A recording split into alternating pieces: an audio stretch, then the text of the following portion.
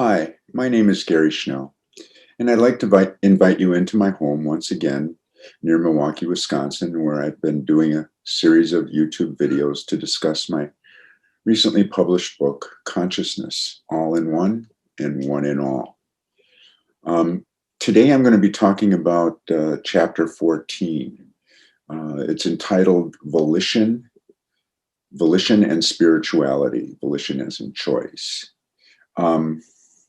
And I'm going to be looking at meditation being one choice that we can actively pursue that essentially promotes peace. And I'd like to be clear that meditation involves choice, not just in the idea of sitting and meditating, but throughout the process of meditation. Choices are made as the default mode network that we have talked about in the past, and which I'll talk about a little bit in the future, is very active and can interrupt the attempt to focus on the breath and be in the moment. And so we constantly choose to go back to meditation. Volition is used a lot. We're going to talk a little bit, and I think it's going to become a little more clear of the similarities between quantum physics and meditation. It seems that, and it's worth wondering about, the ancient practitioners of meditation knew something about quantum physics. They didn't, of course. It just seems that way because of the act of meditation. There is an effort to be in the moment. There is a non-duality in the moment, which the ancient practitioners talked about. And this non-duality isn't something that we find in day-to-day life, classical physics, Newtonian physics. It's something that we find in quantum physics when we start talking about things like non-locality and entanglement. Now, meditation offers the chance for us to change previously developed neural patterns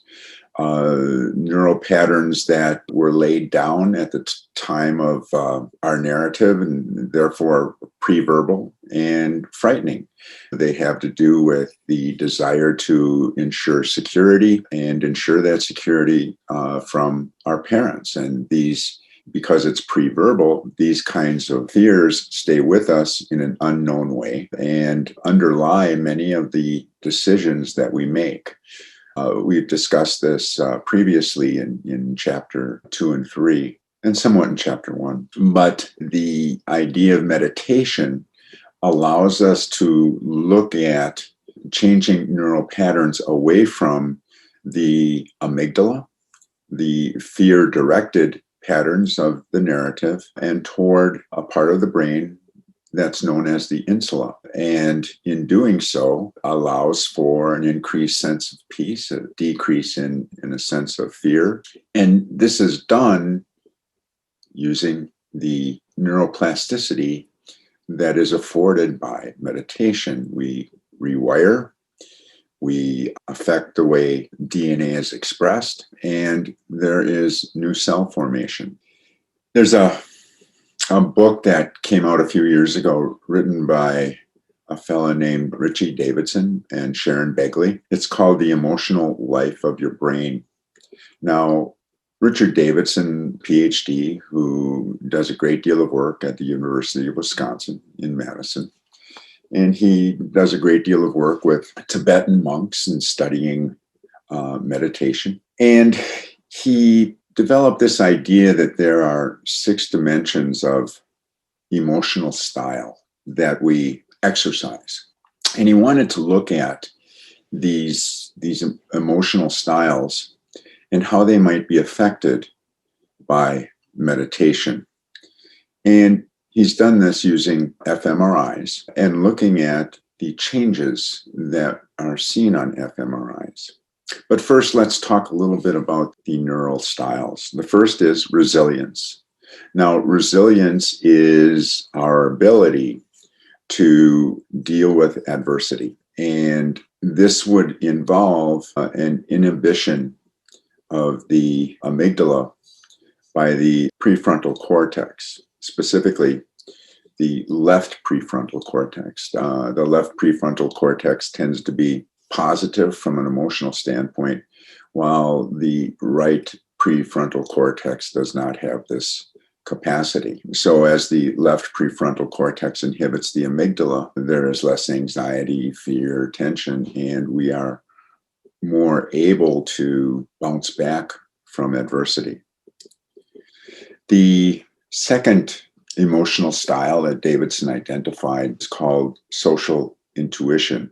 This is a style that allows for us to have some puzzlement when we gaze into people's faces and when we're dealing with social cues and social cognition, the awareness of social cues.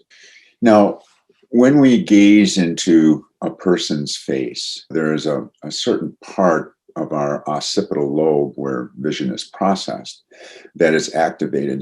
This is known as the fusiform gyrus. And when this is activated, it inhibits the amygdala. Presumably, for example, if we're looking into a mother's face or a father's face, we feel less frightened. We feel more secure. The amygdala has been inhibited. Now, what we speculate is that for people on the autism spectrum, their fusiform gyrus is not activated like people who don't have autism, and they don't inhibit the amygdala when presented with facial gaze, and they don't understand, as a result, the social cues associated with expressions. They're anxious at these times because the amygdala isn't inhibited, so they can't tolerate facial gaze. Now, another interesting little corollary to this is that there's a hormone named oxytocin. Oxytocin is a hormone that it's increased after mothers give birth to their children, and it too quiets the amygdala and supports the attachment and the commitment of that mother to her child. The third emotional style is called sensitivity to context, so that we can distinguish the familiar from the not familiar. And this is a function of a part of the brain called the anterior hippocampus. It is this part of the brain that seems to be impacted by people who struggle with post-traumatic stress disorder. These folks are unable to put things into context. For example, being at the 4th of July fireworks might be confused with a time spent in a war zone. And the fireworks that most of us enjoy might be construed as hostile enemy fire, causing a great deal of anxiety, stress, high cortisol levels, and a decrease in the volume of the hippocampus, which then leads to further difficulties placing things into context. And we have a vicious cycle going on for these unfortunate folks with PTSD who are easily overwhelmed because they can't put things into context. The fourth emotional style is identified as self-awareness. And this is our ability to be aware of internal states. And it involves signals to and from the insula. The insula, as you may recall, is bilateral. It's more medial and close to the kind of between the temporal and the frontal lobes, if you will, for lack of a better way of describing where it is. And we can be more aware of our internal cues. Signals result in this increased awareness. And because we can be aware of our own internal functions, we can be more empathetic towards others because we understand what's going on inside of ourselves, and therefore we can understand better what might be going on inside other people. The fifth emotional style is called outlook, and it's our ability to maintain a positive outlook. And this again involves the prefrontal cortex. And there's a circuit between prefrontal cortex and what's known as the nucleus accumbens. Now, the nucleus accumbens is in an area called the basal ganglia that's rich in dopamine, and it's known as the reward center. So that when the nucleus accumbens is activated, dopamine is released. Well, the prefrontal cortex, particularly the left prefrontal cortex, does transmit signals to the nucleus accumbens, allowing for positive feelings, the reward center, and the release of dopamine. Now, depressed people, there's an interruption or there's a decrease in activity of the prefrontal cortex, and this causes a decrease in activation of the nucleus accumbens and a decreased ability to have a positive outlook and enjoy things, a decrease in the ability to be motivated, have energy. The final emotional style is attentiveness, and that involves our ability to screen out emotions and allow for an increased ability to focus and concentrate. This is what is affected, the areas of the brain that are affected in attention deficit hyperactive disorder. There's two areas in the prefrontal cortex known as the orbital frontal cortex and the dorsolateral cortex. Now, the orbital frontal cortex is associated with cognitive processing of decision making. The dorsolateral frontal cortex, it monitors the environment for objects that might demand our attention. And when these areas are less activated, we have a more difficult time with focus and concentration. So we have these 6 emotional styles, and we have some neural correlates to these emotional styles. So what Davidson did with this was he brought in some monks and he studied with the fMRIs what would happen when these monks practiced different ways of meditating. Like, for example, when we focus on our breath, that is a focused or attentiveness type of meditation. There are also meditation exercises, like something like Tonglen, that emphasize compassion. There are other exercises that emphasize devotion toward a teacher. And teachers are very important in the culture of monks and the Eastern practices of meditation. So what happens with compassion is that we might expect to see activation in the insula. What happens with the focus is that we might, the focused form, is that we might see activation of the orbital frontal and dorsolateral frontal cortex. And with the devotion, because it involves seeing a teacher, we might see activation of the occipital cortex, perhaps the fusiform gyrus. So he asked monks, he asked them to meditate and do different forms of meditation that would emphasize different areas of the 6 emotional styles. And indeed, he found that with these fMRIs that he could observe the areas of the brain that we've talked about, the insula, the prefrontal cortex, the nucleus accumbens, that there would be this increase and decrease in activity. So what he did next was he decided to train people, university students who would be more than happy to be trained and paid for this. He brought in a fella widely known for his ability to train people, a fella named John Kabat-Zinn, and exposed students to 6 weeks of training in mindfulness. And it was interesting what he found. They found a decrease in anxiety.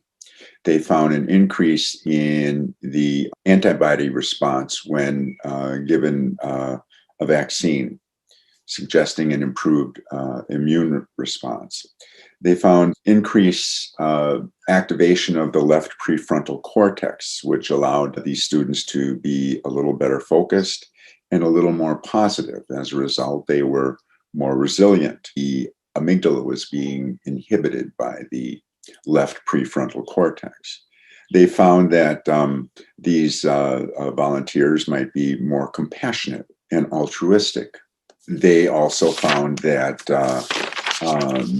their ability to be aware of context via the hippocampus might be improved.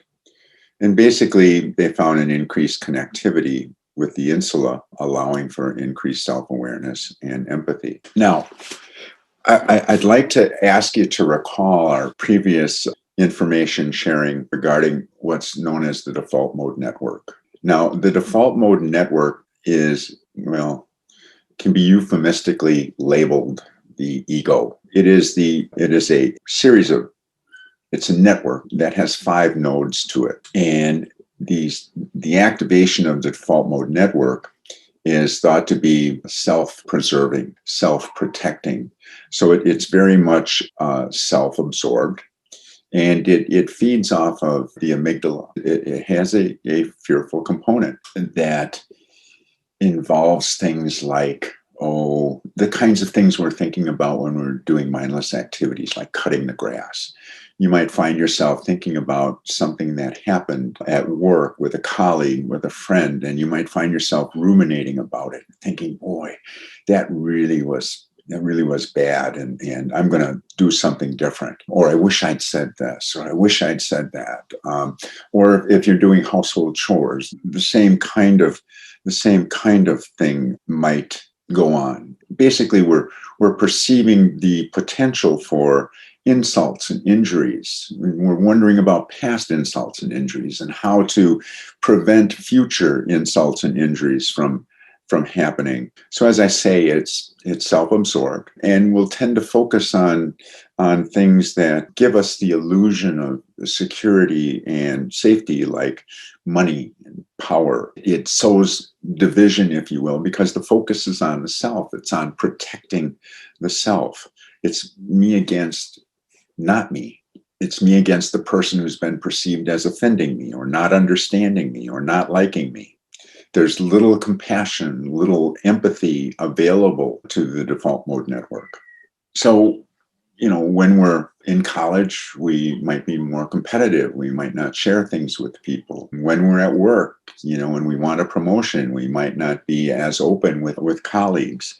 When we have a certain religious mindset, we might be hostile towards other people with different mindsets. I'm a Packer fan, so I might have some thoughts about Bear fans. That's the kind of thing that I'm talking about with the default mode network. And it tends to break into the practice of meditation because it's very active. It cycles about every 45 seconds. Now, as we meditate, we can diminish the impact that this has on our ability to meditate and allow for being in the moment, but it requires some practice. What we know happens in meditation is that one of these nodes is inhibited, the posterior cingulate cortex. And when this node is inhibited, happens with meditation, the default mode network is less active. So we know that doing that allows us to be more in the moment, less anxious, more at peace, more aware of other people, compassionate, empathetic. We're more able to understand or see that there's an interconnectedness between us all. So meditation drives things in the brain away from the amygdala towards the insula, away from the sympathetic nervous system, which is the fight or flight part of the nervous system, towards the parasympathetic nervous system, which is essentially awareness of the breath, the insula, away from the fearfully driven and self-absorbed ego towards the passion and empathy associated with the insula, away from the fear of the future and sadness of the past, towards the peace of the moment. And these are the things that change as we pursue the practice of meditation, as we choose pursue an act of volition to meditate, and pursue that act of volition despite the attempts of the default mode network to waylay us, to get us to use the energy in our brain to protect ourselves, rather than to waste it in being at peace, where we're not protected. So this ends this talk. This chapter has more to it, which I'm going to address further, and we will get a greater idea of the connections between meditation and quantum physics. But for now, I'd like to thank you for your time, your interest. I'd like to invite you to ask questions. I'd like to invite you to subscribe. You take care, and I look forward to sharing some more information with my next presentation. Bye-bye now.